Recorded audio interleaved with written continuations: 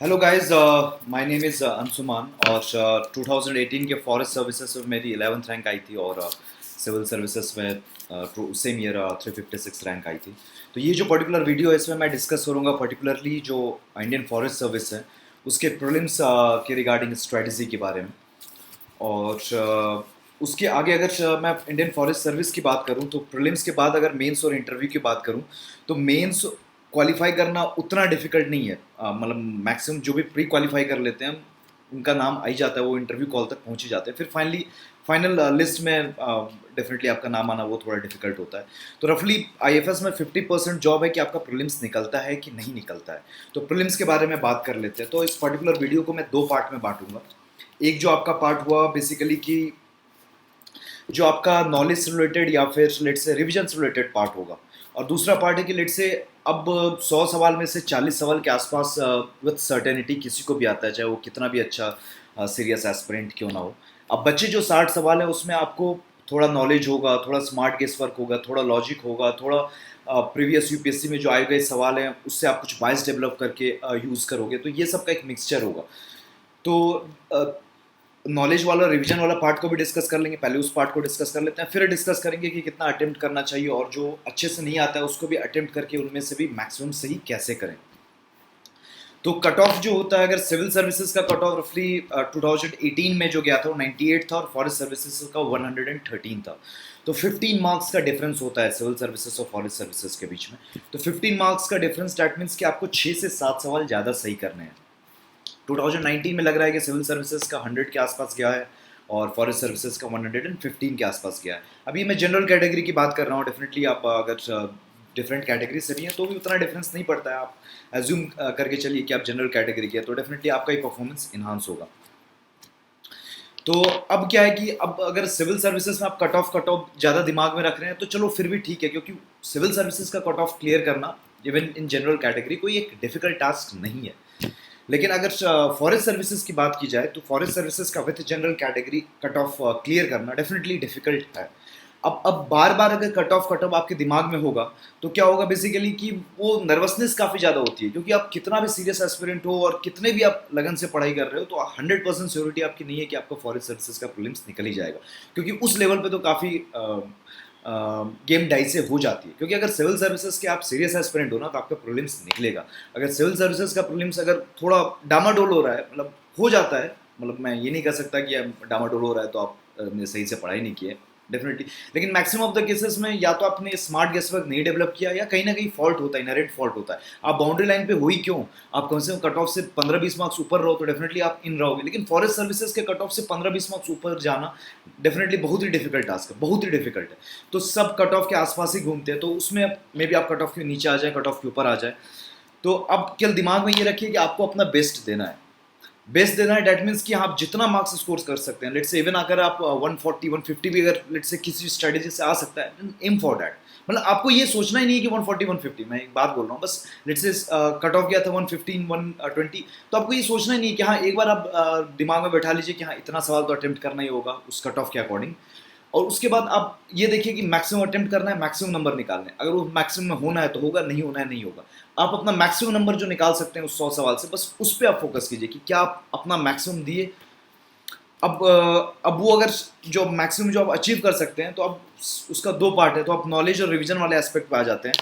Knowledge वाले part में आप सिविल सर्विसेज के एस्पिरेंट हो चाहे आप फॉरेस्ट सर्विसेज के एस्पिरेंट हो, नॉलेज वाले लेवल पे कुछ ऐसा डिफरेंस होता नहीं है। उनको भी वही पढ़ना है, आपको भी वही पढ़ना है, कुछ ज़्यादा डिफरेंस नहीं है, कुछ भी इनफैक्ट डिफरेंस नहीं है।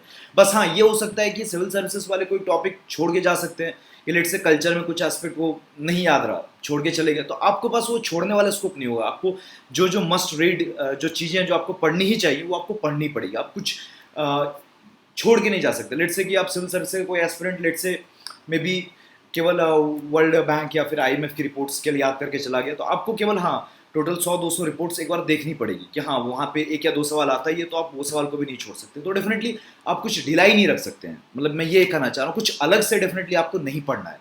पढ़ने का सोर्स बस वही है, हिस्ट्री का वही स्पेक्ट्रम है, एंशिएंट मेडाइवल का वही एनसीईआरटी है, ज्योग्राफी का वही एनसीईआरटी है, पॉलिटी वही लक्ष्मीकांत, इकोनॉमी की कोई भी एक बुक, एनवायरमेंट की वही शंकर है, कल्चर की कोई सी भी एक बुक, और फिर साइंस टेक की भी कोई सी भी एक स्टैटिक से बुक, और ऊपर से फिर करंट अफेयर्स एक साल का, और फिर इकोनॉमिक सर्वे और बजट हो गया, और साथ में आपको मॉक टेस्ट देने हैं। तो ये आप चाहे सिविल सर्विसेज के एस्पिरेंट हो चाहे फॉरेस्ट सर्विसेज को, काम आपको यही करना है, इसके अलावा और कुछ भी नहीं है। हाँ, बस ये है कि आपको इसमें से कुछ आप ढिलाई नहीं रख सकते हो कि आपको सारा का सारा करना ही पड़ेगा, इतना ही करना होगा, लेकिन हाँ इतना अच्छे से करना होगा। अब एक इतना अच्छे से कर लिए, साथ में डेफिनेटली इसका रिवीजन भी अच्छे से करना होगा। और जो जो क्रिटिकल एस्पेक्ट है उसको मैं एक बार बता देता हूँ। जैसे अब एंशिएंट मिडाइवल की बात करेंगे तो Jainism, Buddhism, Indus Valley civilisation, bhakti movement, ये सब टॉपिक्स यूपीएससी हर साल पूछता है। तो ये टॉपिक को आपका मतलब स्ट्रॉन्ग फोटे होना चाहिए, यहाँ आप वीक नहीं रह सकते हैं। फिर उसके बाद मॉडर्न इंडिया में यूपीएससी हर साल ऑर्गेनाइजेशन से सवाल पूछता है। फॉर एग्जांपल मद्रास महाजन सभा हो गया, पूना सार्वजनिक सभा हो गया, तो ये सबसे related British east Indian association हो गया, ये सबसे रिलेटेड यूपीएससी हर साल सवाल पूछता है, एक या दो मॉडर्न इंडिया में। तो ये सब आप नहीं छोड़ सकते हैं। या अगर मॉडर्न इंडिया में अगर आप जो मैक्सिमम लोग करते हैं स्पेक्ट्रम करते हैं, तो स्पेक्ट्रम के हर चैप्टर के एंड में एक समरी है, वो समरी काफ़ी इंपॉर्टेंट है। और बुक के एंड में भी कुछ सारे टेबल्स है, 6-7 टेबल्स है, वो टेबल्स भी काफ़ी इंपॉर्टेंट है। तो वो सब, वो समरी और एंड के वो टेबल्स को आप नहीं छोड़ सकते, वो काफ़ी क्रिटिकल है, बहुत ही ज़्यादा वो इंपॉर्टेंट है। और फिर जैसे अगर ज्योग्राफी की बात करूँ, एक सवाल रिवर्स से आता है, एक सवाल माउंटेन से आता है, तो ये मैप वर्क का पार्ट आप नहीं छोड़ सकते हैं। पॉलिटी तो डेफिनेटली ऐसे ही इंपॉर्टेंट है। इकोनॉमिक्स में से फिस्कल डेफिसिट हो गया, किस किस कंडीशन में करेंसी वीक हो जाती है, रेपो रेट इन्फ्लेशन का क्या लिंकेज है, ये सब आप अच्छे से रिवाइज कर लीजिए, क्योंकि एक एक सवाल इस पे आना है। यहाँ पे आपको बिल्कुल भी वीक एरिया नहीं होना चाहिए, क्योंकि ये एरिया कहीं पे भी आपका वीक है तो डेफिनेटली एक दो सवाल ऐसे ही गलत होगा, और एक दो सवाल गलत होगा ना तो वो ऐसे ही आप कट ऑफ के नीचे आ जाओगे। फॉरेस्ट सर्विसेज की मैं बात कर रहा हूँ। फिर इन्वायरमेंट की अगर बात करें तो स्पेशली स्पीसीज रिलेटेड सवाल, जैसे इस बार चीता काफ़ी न्यूज़ में था, तो चीता के बारे में आप थोड़ा डिटेल में देख सकते हैं, आना ही एक सवाल मैक्सिमम चांस है कि आएगा। या फिर प्रोजेक्ट टाइगर, या फिर फॉरेस्ट सर्वे काफ़ी ज़्यादा न्यूज़ में था, तो वो आप देख सकते हैं। और स्पीसीज से रिलेटेड 2-3 सवाल आता ही है। हंगुल से पूछा है यूपीएससी ने, संगाई से रिलेटेड पूछ रखा है, ब्लैक नेकेड क्रेन से रिलेटेड पूछ रखा है, डुगोंग से रिलेटेड पूछ रखा है, टाइगर से रिलेटेड पूछ रखा है, ऑल रिलेटेड, टर्टल से रिलेटेड पूछ रखा है। तो डेफिनेटली यूपीएससी स्पीसीज से रिलेटेड 2 या 3 सवाल हर साल पूछता है, तो उसमें से 3 में से 2 आपके हो जाने चाहिए। कौन कौन क्रिटिकल इंडेंजर्ड स्पीसीज है, कहाँ कहाँ पाया जाता है, मेजर जो स्पीसीज है इंडिया के, कौन कौन इंडेमिक है, तो ये सब के बारे में आपकी नॉलेज थोड़ी अच्छी होनी चाहिए। साथ में जो प्रोटेक्टेड एरियाज है, जैसे नेशनल पार्क्स हो गए, वाइल्ड लाइफ सेंचुरीज तो काफ़ी ज़्यादा तो वो करने की जरूरत नहीं है आपको। बायोस्फीयर रिजर्व्स हो गए जो स्पेशली मैप प्रोग्राम के तहत हैं, या फिर रामसार वेटलैंड्स हो गए, टाइगर रिजर्व्स हो गए, तो ये सबसे रिलेटेड आपको यूट्यूब पे वीडियो मिल जाएगी, तो जिसको आप अच्छे से कर लीजिए। क्योंकि टाइगर रिजर्व या बायोस्फीयर रिजर्व या फिर नेशनल पार्क्स या फिर रामसार वेटलैंड्स, इन 4 में से 2 या 3 सवाल तो आना ही आना है। तो स्पेशली अगर टाइगर रिजर्व्स की बात करें या बायोस्फीयर रिजर्व्स की बात करें, तो स्पेशली मैंने एक वीडियो उस पर डेडिकेटेड बनाया, अगर आपने वो अच्छे से नहीं देखा तो डेफिनेटली देख सकते हैं। और फिर अगर उसके अलावा एक्ट से रिलेटेड जो भी इन्वायरमेंटल रिलेटेड एक्ट्स है, be it environmental protection act, wildlife protection act, या फिर बायोलॉजिकल डाइवर्सिटी एक्ट, या फिर forest act 1927, forest conservation act, CAMPA act, या फिर आपका फॉरेस्ट राइट्स एक्ट, तो इवन 2019 में यूपीएससी ने 4 सवाल पूछा था इस एक्ट से रिलेटेड। तो इन्वायरमेंट रिलेटेड जितना भी लेजिस्लेशन है उसको आपको अच्छे से करना ही होगा। साथ में इवन जो इंटरनेशनल कन्वेंशंस हैं इन्वायरमेंट के, तो वो भी काफ़ी इंपॉर्टेंट है। तो ये सब इंपॉर्टेंट एरियाज जो आप छोड़ ही नहीं सकते, ये आपका स्ट्रॉन्ग होना ही चाहिए। तो स्पेशली मैं इसलिए बता रहा हूँ कि ये सब आप एरियाज देख लो जहाँ पे अगर आपको लग रहा है कि आप वीक हो, तो आप नहीं उसको छोड़ सकते, क्योंकि यहाँ पे यूपीएससी आप पे मतलब चेक करेगा ही चेक करेगा। और यहाँ पे एक भी एरिया या 2 भी एरिया वीक हो, इवन एक भी एरिया आपका वीक हुआ, तो आप बहुत चांस है कि आप आउट ऑफ द गेम हो जाओगे। तो ये सारे एरियाज को आप नहीं छोड़ सकते हो। एक साल का करंट अफेयर्स अच्छा होना चाहिए आपका। अच्छा बाय मीन की इवन अभी से भी लेट से प्रीलिम्स तो पोस्टपोन ही होने वाला, अगर एक महीना अगर बचा भी रहता तो भी आप अगर 4 से 5 दिन करंट अफेयर्स को अगर दे दिए, एक साल के करंट अफेयर्स को, that is more than enough. लेकिन उतना अच्छे से दे देना है। Specially science, technology, environment, economy का करंट अफेयर्स काफ़ी इंपॉर्टेंट होता है। और स्पेशली रिपोर्ट्स, 1 या 2 सवाल रिपोर्ट्स पे होते ही हैं यूपीएससी में, स्पेशली जो world bank, IMF, world economic forum के जो रिपोर्ट्स हैं। तो इन एरियाज में आपको कभी वीक रहना ही नहीं रहना है, आप नहीं रह सकते इन एरिया में वीक। तो डेफिनेटली वो सब एरियाज मैंने बता दिया, इसलिए कि लेट्स से मैक्सिमम एरियाज तो आपका स्ट्रॉन्ग हो गए, लेकिन 1-2 एरियाज में वीक भी है, तो डेफिनेटली आप उस एरिया पे फोकस कर लें, क्योंकि एक ना एक सवाल उस एरिया में आना ही है। जो मैंने अभी तक जितने भी एरियाज बताए, लगभग मैंने आपको 15 से 20 एरियाज बताएंगे, वहाँ पे एक ना एक सवाल यूपीएससी को पूछना ही पूछना है। तो वो एरिया में आप वीक नहीं रह सकते हैं। तो पहला ये हो गया। अब जैसे आप इस एरियाज में वीक नहीं है, रिवीजन आपका अच्छा है, तो 100 में से 40 सवाल आपके निकल ही जाएंगे, वो आपके सही होने ही होने हैं। तो यहाँ पे आपकी पहली गेम इंश्योर्ड हो गई। अब दूसरा है जो आपका कि अब 40 से कितना भी आप पढ़ लो, अब 40 से ज़्यादा आपको विद श्योरिटी नहीं पता होगा। बचे जो 60 सवाल हैं जो आप नेक्स्ट आवर में करोगे, उसमें कुछ आपको लेट से कुछ आधा अधूरा पता होगा, थोड़ा लॉजिक से आपको सॉल्व करना होगा, थोड़ा जो यूपीएससी प्रीवियस ईयर में भी उस टाइप का सवाल पूछा होगा तो वहाँ से आपको आइडिया लग जाएगा। थोड़ा जो क्वेश्चन सेट रखे आप माइंडसेट को अगर पढ़ोगे तो भी आपको कुछ आइडिया लग सकता है, या फिर बहुत ट्रिक्स एंड टेक्निक्स होते हैं, तो वहाँ से आपको मतलब सॉल्व करने में हेल्प मिल सकती है। तो अब बची जो गेम है, जो आपका लेट्स से कि प्रीलिम्स आईएफएस का निकालना जो इंश्योर करेगी, वो डिपेंड करता है कि हाँ ये आपका इंश्योर्ड हो गया, नॉलेज और रिवीजन वाला पार्ट इंश्योर्ड है, तो डेफिनेटली इसका ये मतलब है कि आप सिविल सर्विसेज का प्रीलिम्स निकालने के लायक हो गए हो। अब है कि जो बच्चे 60 सवाल हैं उसमें से लगभग अगर मैं बताऊं 30 सवाल वो कोई भी सही कर लेगा।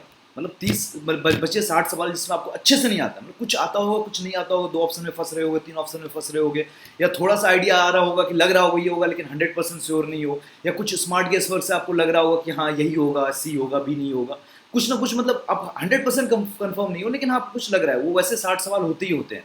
उसमें से 30 सवाल तो डेफिनेटली थोड़ा सा भी आप प्रैक्टिस कर लोगे, मॉक टेस्ट और यूपीएससी का प्रीवियस ईयर, तो आप आसानी से कर लोगे। लेकिन वही 35 से 40 आपको सही करना होगा, लगभग 35 के आसपास सही करना होगा बचे 60 में। मतलब पहला जो 40 सवाल है वो तो 40 के 40 या एक दो गलत हो जाता है, 37 38 आपके सही हो जाएंगे जो आपको अच्छे से आता है।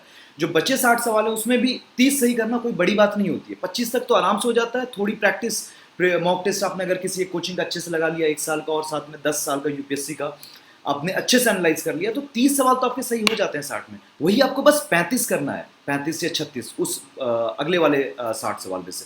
तो अगर वो कर लिया तो डेफिनेटली आपका फॉरेस्ट सर्विसेज का भी प्रीलिम्स निकल जाएगा। वो करने के लिए आपको जो एक्स्ट्रा सवाल सही करने हैं, तो एक तो आपको अटेम्प्ट मैक्सिमम करना होगा। मैं जो अटेम्प्ट करता था 100 में 100 अटेम्प्ट करता था, और ये मान के चल लो कि अगर जो जनरल कैटेगरी के हैं और जो फॉरेस्ट सर्विस निकालते हैं तो उनमें अगर 50 बंदे हैं तो 30 बंदे 100 में 100 अटेम्प्ट करते हैं, ये फैक्ट बात है।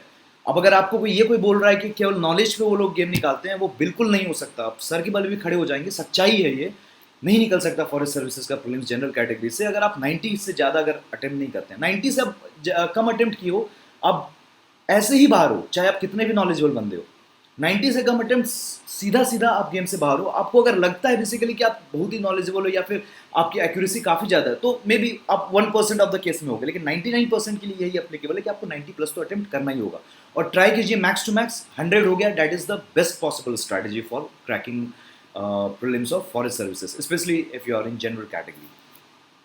अब रही बात की अब 100 में 100 तो अटेम्प्ट कर दिए, जो 40 सवाल जो आपको अच्छे से आता है, उसके अलावा जो 60 सवाल जो बचे हैं उसमें से आप ज़्यादा सही कैसे करेंगे। 30 तक तो कर सकते हैं, 30 तक करना अगर ईजी ही होता है, अगर बशर्ते आप जैसे अगर विजन ही आप फॉलो कर रहे हैं तो विजन के जो 35 टेस्ट है वो आपने लगा लिया, अच्छे से एनालाइज कर लिया, लास्ट प्रीवियस 10 साल के यूपीएससी के पेपर को आपने अच्छे से एनालाइज कर लिया, केवल नॉलेज वाइज नहीं, उस एरिया को भी पढ़ लिया, या फिर क्या यूपीएससी कुछ किस पे फोकस करता है, कैसे गलत करवाता है, आपको थोड़ा आइडिया लग गया, तो डेफिनेटली 30 तक सही निकल जाता है। वही 35 या 36 या फिर 40 तक आपको सही निकालने हैं, वही 5 या 7 सवाल आपको ज़्यादा सही निकालने हैं वैसे सवाल में से जो आपको अच्छे से नहीं आते थे। तो वहाँ पे जो वो गेस वर्क की स्किल है वही एक्स्ट्रा रिक्वायर्ड है आपको सिविल सर्विसेज से लेके फॉरेस्ट सर्विसेज के प्रीलिम्स को क्रैक करने में। अब वो जो 6-7 सवाल जो एक्स्ट्रा आप सही कर रहे हो, वो आपके अगर सही होने लग गए तो डेफिनेटली एक वो कॉन्फिडेंस आ जाता है, और उसके बाद फिर आप 100 में 100 अटेम्प्ट करोगे। वो 100 में 100 आप अटेम्प्ट इसलिए नहीं करते हो क्योंकि वो आपको कॉन्फिडेंस नहीं आया। अब 100 में 100 मतलब ठीक है 96 97 भी है तो रफली वो 100 में 100 हो गया। आप उतने अटेम्प्ट इसलिए नहीं करते हो क्योंकि आपको वो कॉन्फिडेंस नहीं आया। वो कॉन्फिडेंस इसलिए नहीं आया क्योंकि आपके अभी जो सवाल अच्छे से नहीं आते हैं वो सही नहीं हो पाते हैं। एक बार जैसे ही सही होने लगेंगे तो आपको वो कॉन्फिडेंस पे आ जाएगा। वो सही तभी होगा जब आप कुछ स्ट्रैटेजी डेवलप करते हो कि लेट्स से जिसमें आपको आधा अधूरा पता है उसको भी आप सही कैसे कर लें। तो अगर वो स्ट्रैटेजी डेवलप करना है तो उसके लिए सबसे बढ़िया तरीका होता है, पहले तो आपको वो थोड़ा डर निकालना होगा। आपको जो सवाल नहीं आते हैं उसको भी आपको प्रैक्टिस करना होगा, उसका आंसर निकालना होगा। धीरे धीरे गलती करते करते करते ही सीखोगे। और सीखने का सबसे बढ़िया तरीका होता है कि जो यूपीएससी का 2011 से लेकर 2019 या 20 तक का जो सवाल आया हुआ है, लेट से 9 साल का सवाल है तो 900 सवाल हो गया। 900 सवाल में मतलब कुछ पॉलिटी और जो फैक्चुअल सवाल है उसको हटा दे तो कम से कम 600-700 ऐसे सवाल होंगे जो लेट से ट्रिक्स टेक्निक्स के साथ सॉल्व किए जा सकते थे। लेट से कुछ ऐसे सवाल है, पॉलिटी का सवाल है, उसमें आप कुछ लॉजिक नहीं लगा सकते, पता है तो पता है, नहीं पता है तो नहीं पता है। तो मान लो ऐसे आधे सवाल होंगे, ठीक है। तो बचे 450 सवाल को आपको ऐसे सॉल्व करना है कि ऐसे लेट से इवन भी आपको पता भी हो, लेकिन आपको एज्यूम करना है आपको नहीं पता था, लेकिन नहीं भी पता हो तो भी आप कैसे सही आंसर निकाल सकते थे। तो फिर जो आप कुछ गेस वर्क लगाओगे, कुछ जो लॉजिक लगाओगे, तो उससे क्या होगा, आपको गेस वर्क की स्किल, वो कॉन्फिडेंस, वो लॉजिक, वो डेवलप होता जाएगा। एक बार वो डेवलप हो गया ना, उसके बाद फिर आपका मतलब फॉरेस्ट सर्विसेज का प्रीलिम्स भी निकलना है। मतलब 100% श्योरिटी तो मैं नहीं दे सकता, लेकिन हाँ 80 to 90% श्योरिटी हो जाएगी। और 80 to 90% श्योरिटी भी अगर है ना तो भी मतलब मान के चल सकते हो कि आपका निकलने वाला है। मैं इस बुनियाद पे बोल रहा हूँ कि लेट्स से 2017, 2018, 2019 तीनों में मैंने प्रीलिम्स दिया है। 2000 तीनों ही प्रीलिम्स से मेरा 130 प्लस का स्कोर है। 2017 की मैं बात करूँ, उसमें फॉरेस्ट में मैं इंटरव्यू तक गया था, फाइनली हो नहीं पाया था। 18 में मैं फाइनली सेलेक्टेड था और 11th रैंक आई थी फॉरेस्ट सर्विसेज में। और 2019 में तो मैंने केवल सिविल सर्विसेज का ही देना था, लेकिन हाँ फॉरेस्ट सर्विसेज का भी अप्लाई कर दिया था देखने के लिए कि प्रीलिम्स निकलता है कि नहीं निकलता है। उसमें भी निकला था इस बार, मतलब विजन के की वगैरह से मिला रहा था तो 144 का स्कोर था। तो अब मैंने तीनों बार जनरल कैटेगरी से फॉरेस्ट का प्रीलिम्स निकाला है, और उस एक्सपीरियंस के साथ मैं बोल सकता हूँ कि मैंने वो काम किया है, तब मैं वो जाके बोल रहा हूँ। ऐसे मैं प्रीच नहीं कर रहा हूँ कि मेरे को लगता है, मैंने वो काम किया है और करने के बाद मैं बोल रहा हूँ कि हाँ यही बेस्ट पॉसिबल स्ट्रैटेजी है। क्योंकि लेट से मैं 3 अटेम्प्ट जो 17, 18, 19 है वो देने के बाद जितनी नॉलेज हुई है, अच्छी खासी नॉलेज हो गई, लेकिन उतनी नॉलेज होने के बाद भी मैं लेट से 100% श्योरिटी के साथ 40 या बहुत हो गया तो 45, उससे ज़्यादा सवाल विद श्योरिटी मैं नहीं मार्क कर सकता हूँ। विद श्योरिटी का मतलब हुआ कि लेट से मैं मार्क कर रहा हूँ किसी भी 45 का सी, तो मैं 100% श्योर हूँ कि 45 का सी ही होगा, तो चलो ठीक है वो एक हुआ। उस तरह कितने सवाल पे मैं 100% कंफर्म हूँ कि जो मैं मारा हूँ वो सही है। तो वैसे सवाल मुश्किल से, मतलब बहुत भी हो गया तो इजी पेपर है तो 45 होंगे, रफली वो 40 के आसपास वैरी करता है इवन विद दिस नॉलेज। और ऐसा नहीं मैं बोल रहा हूँ कि इतने नॉलेज के बाद ही वो 40 हो रहा है। अब ऐसे भी अगर लेट से फर्स्ट अटेम्प्ट आप सीरियस एस्पिरेंट भी हो तो भी आपको वो 35 से 40 के बीच में आ जाएगा। मतलब 2-3 कुछ कम होंगे, लेट से 2-3 कुछ मेरे को सवाल ज़्यादा अच्छे से आते होंगे क्योंकि लेट से एक्सपीरियंस हो चुका है। लेकिन हाँ इतना पढ़ने के बाद भी वो 40 से ज़्यादा सही नहीं होगा। तो मैं बोलना ये चाह रहा हूँ पूरी की पूरी गेम है, जो बचा जो 60 सवाल है उसमें से आप कितना सही निकाल लेते हो। अगर 30 के आसपास सही निकाल लेते हो जो बच्चे 60 सवाल में, तो आपका सिविल सर्विसेज का प्रीलिम्स निकल रहा है। आप वही अगर 36-37 सही निकाल लेते हो तो आपका फॉरेस्ट सर्विसेज का प्रीलिम्स निकल रहा है। लेकिन वही आप अगर लेट से उसी 60 में से 38-39 अगर सही निकाल लेते हो तो आपका फॉरेस्ट सर्विसेज भी का प्रीलिम्स भी निकलेगा, that too with certain margin of 10 to 12 marks. तो अब है कि आप कितना ज़्यादा वो सही कर पाते हो। तो स्मार्ट गेस वर्क काफ़ी इंपॉर्टेंट। सबसे पहले तो आपको अटेम्प्ट ज़्यादा करना ही करना होगा, 90 प्लस तो आपको करना होगा। अगर आप ये सोच के चल रहे हो कि अगर मेरे पे ट्रस्ट नहीं कर सकते हो, ठीक है, मे भी हो सकता है कि आप उस क्राउड में हो कि आपकी एक्यूरेसी काफ़ी ज़्यादा हो, लेकिन अगर वो एक्यूरेसी काफ़ी ज़्यादा नहीं है, लेट से आप 80 अगर अटेम्प्ट करते हो तो उसमें आपके अगर 72-73 भी अगर सही नहीं निकल पा रहे हैं तो आपकी मतलब एक्यूरेसी अच्छी नहीं है। मेरी भी उतनी अच्छी एक्यूरेसी नहीं है, मतलब अगर मैं 80 के आसपास अटेम्प्ट करूंगा तो मेरे लगभग जो सही होंगे वो 65-66 के आसपास होते हैं, तो कोई खास एक्यूरेसी नहीं है। तो मेरे को पता है कि मेरे को ज़्यादा अटेम्प्ट करना ही होगा, और मैक्सिमम लोगों के साथ यही होता है कि एक लिमिट के बाद वो एक्यूरेसी रहती नहीं है। तो आपको मैक्सिमाइज करना होगा number of attempts. Number of attempts मतलब कि नंबर ऑफ क्वेश्चंस यहाँ पे, और फिर वो 100 के आसपास ले जाना होगा। 100 ठीक है, वो 95-96 वो आप देख लीजिएगा, लेकिन 90 प्लस तो होना ही चाहिए, एटलीस्ट 90 प्लस तो होना ही चाहिए। और उसके बाद स्मार्ट गेस वर्क डेवलप करने के लिए क्या है कि आप यूपीएससी का प्रीवियस ईयर सॉल्व कीजिए उस एटीट्यूड से कि इवन आपको पता नहीं है लेकिन आपको फिर भी आंसर निकालना है। अब जैसे मैंने 2017 का 2019 का मैंने क्वेश्चन पेपर डिस्कस किया है बाकायदा उस एटीट्यूड से कि लेट से आपको अगर नहीं पता होता तो भी आप आंसर कैसे निकाल सकते थे, या आधा अधूरा पता होता कि बेसिक जितना पता होता है उतना तो पता ही होगा आपको, उतना भी पता होता तो भी आंसर निकल सकता था। तो जो जो सवाल में ये काम किया जा सकता था वो सवाल को मैंने बाकायदा डिस्कस किया है। तो आप वो 2017 और 19 की वीडियोस देख सकते हो जो प्रीलिम्स के क्वेश्चंस आए थे। 2016 का मैंने फर्स्ट 50 क्वेश्चंस के लिए किया, नेक्स्ट 50 क्वेश्चंस का भी करके वो वीडियो डाल दूंगा, और इवन 2018 का भी वो मैं डाल दूंगा कि अब अगर वो जब 400 सवाल आप देखोगे तो 400 सवाल में सब में तो नहीं, लेकिन एटलीस्ट वो 400 सवाल में से 250 सवाल मैंने ऐसे डिस्कस किए होंगे, या 200 प्लस तो जरूर ऐसे मैंने डिस्कस किए होंगे कि उसमें आपको आधा अधूरा भी पता होता तो भी आपके आंसर निकाले जा सकते थे।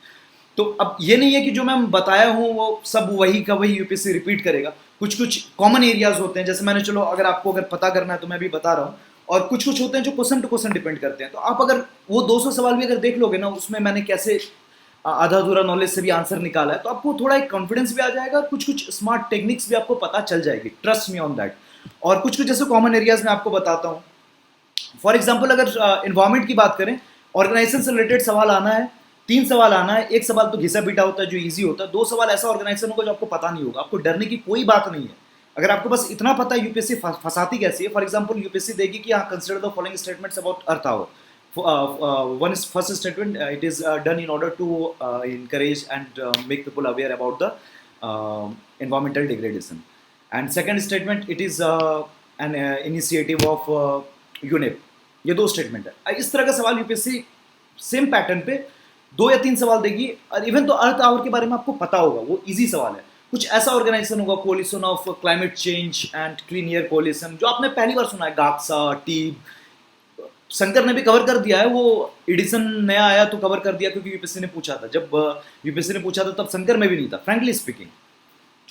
तो वैसे सवाल आएंगे तो उसमें होता क्या है कि यूपीएससी उस ऑर्गेनाइजेशन को पलट देता है। एक सवाल जो एक स्टेटमेंट होगा वो जेनरिक होगा कि हाँ वो अवेयरनेस तो इंक्रीज करेगा। सेकंड है कि वो यूनेप का इनिशिएटिव है, अब वो नहीं है, वो एक्चुअली डब्ल्यूईएफ का है। तो यूपीएससी क्या करता है, उस ऑर्गेनाइजेशन को स्वैप कर देता है, क्योंकि एक स्टेटमेंट गलत बनाना है और स्वैपिंग का स्कोप ही उस ऑर्गेनाइजेशन वाले स्टेटमेंट में है। तो आप वैसे करोगे तो फिर आपका आंसर निकल जाएगा। और ये वाली टेक्निक मैंने इवन एमसीक्यू सीरीज में भी आपको बता रखी है, जो इवन मेरा जो एमसीक्यू 1 था उसमें भी मैंने 2 सवाल डाले थे, एक यूपीएससी का और एक खुद का सवाल डाला था। तो आपको आइडिया देने के लिए बेसिकली कि हाँ यूपीएससी कैसे फंसाता है, तो आप कैसे टैकल कर सकते हैं। तो 1 या 2 सवाल आपका ऐसे सही हो जाएगा, ये जो मैंने टेक्निक बता दी। उसके अलावा टेक्नोलॉजी में अगर आपको थोड़ा डाउट हो रहा है तो ऑल ओवर द अबव के चांसेस बहुत ज़्यादा होते हैं, क्योंकि यूपीएससी पूछता है कि एप्लीकेशन क्वांटम कंप्यूटिंग का कहाँ कहाँ है। मैक्सिमम हर फील्ड में होगा, कोई ऐसा फील्ड आप नहीं ले सकते हो जहाँ पे नहीं होगा एप्लीकेशन। कंप्यूटिंग का एप्लीकेशन किस फील्ड में नहीं हो सकता है, हर फील्ड में होगा।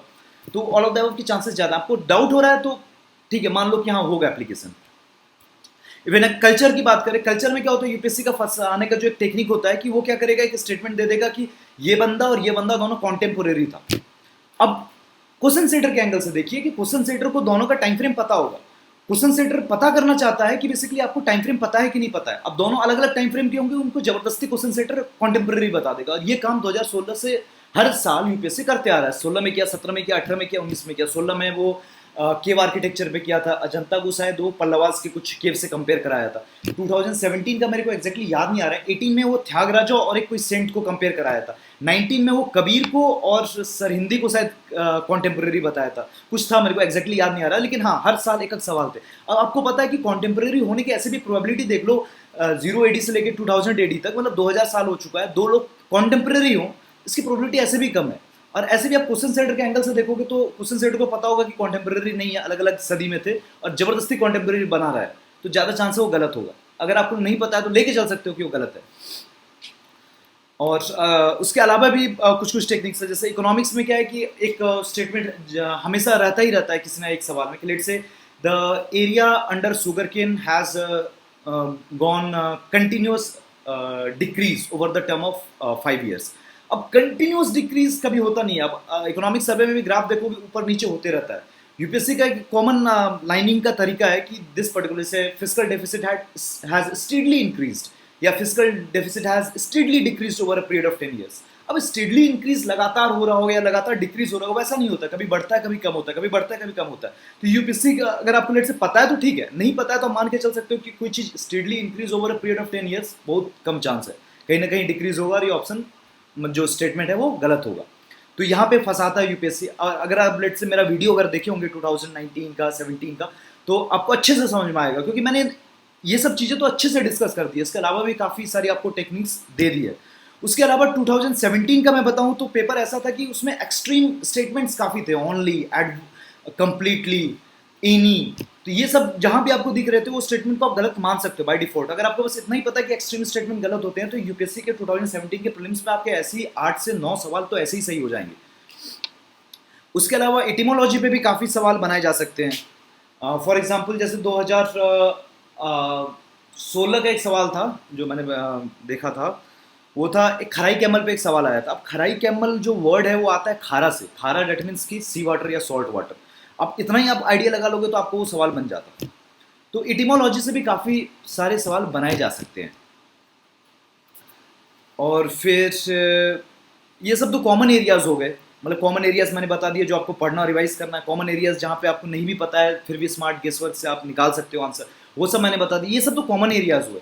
उसके अलावा जो अब कुछ कुछ ऐसे टेक्निक्स होते हैं जो क्वेश्चन टू क्वेश्चन वैरी करता है, तो वो तभी डेवलप होगी जब आप वेरियस क्वेश्चंस प्रैक्टिस की हो, स्पेशली यूपीएससी के previous year questions with that attitude कि हाँ आपको नहीं पता है तो भी आप कैसे सही आंसर निकाल सकते थे with some sort of logic and smart guess work.